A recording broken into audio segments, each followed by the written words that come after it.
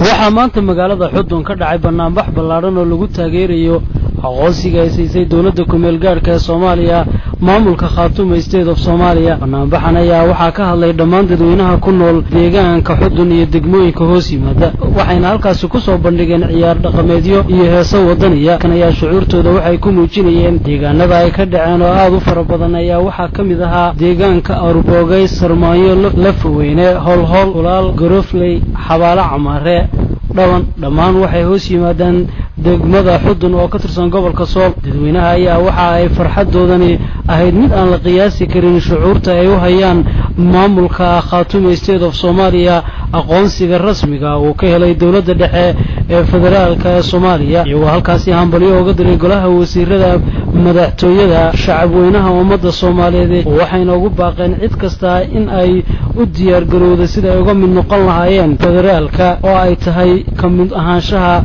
maamul goboleedada ka jiri doona waddanka Soomaaliya. gobollo degmooyin qaadi kara dad ahaan dhaqaale ahaan dhul ahaan inay dawlad hoose oo dawladda weyn ee Soomaaliyeed ka hoos shaqeysa ay samaystaan. sidaa la socotaan dawladihii federaalka ahaa oo la aqoonsaday waxa ugu horeysay Puntland oo aynu ka mid ahaan jiray. waxa ka mid ah Galmudug intaan aqoonsanahay oo Soomaalidu aqoonsan tahay. waxa ka mid ah maamulka Somaliland oo isagu diiday Soomaaliland laakiin ismaamul hoosaad leh kana mid ah federaalka Soomaalida. innaguna waxaynu noqonay dawladdii afraad. madaxweynaha Sheekh Shariif Sheekh Axmed waxaan leenahay madaxweyne waad ku mahadsan tahay sida aad u aqoonsatay maadaama aanu buuxinay. waxaanuna ka rajaynaynaa Soomaalida kale sida iyadoo kale buuxisana inaad iyagana u ogolaataan inay iyaguna federaalka ka mid noqdaan. maanta laga bilaabo waxaa dhammaaday 20 sanadood oo magaceena dad kale ku maxaafsan jiray. intaasoo dhan waa salaamaya. waxaan uga mahad celinayaa Khartoum اعترافك اعترافين بان uga mahad celinaya bay ahaayeen. waxa la yiri inta faalada u dhaafmaya waxa leeyahay ciyigii waa ka bariyay ninkii cunay baa ka liitabaalay. taay xalay igu baaqayeen saddexdii goor dagaalku buuhoodle ka dhacay mar walba waxa laga soo diray laga soo maamulay Hargeysa. markaasay ahayd inay joojiyaan dagaal. annagu dagaal mar walba waa nala ku soo qaadi ma rabno. Arboogay, Xabaalo Camaare, Gorofley, Qandhicile, Lafweyne, meesha la yiraahdo Holhol iyo dhammaan meel alaala meesha dadweynaha degmada Xudun ay ku noolaayeen anagoo ku hadlaya dadweynaha.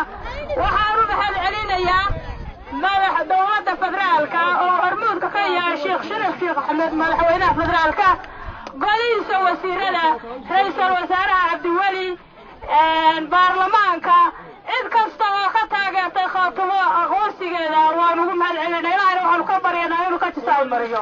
digayaan nabadeed gogoshaasi waa midaan waxba ka jirin. dad ay laayeen oo ku soo duuleen oo dhulkiisii iyo xuduudihiisii haystaan ayay waxay leeyihiin nabad baanu u dhigaynaa.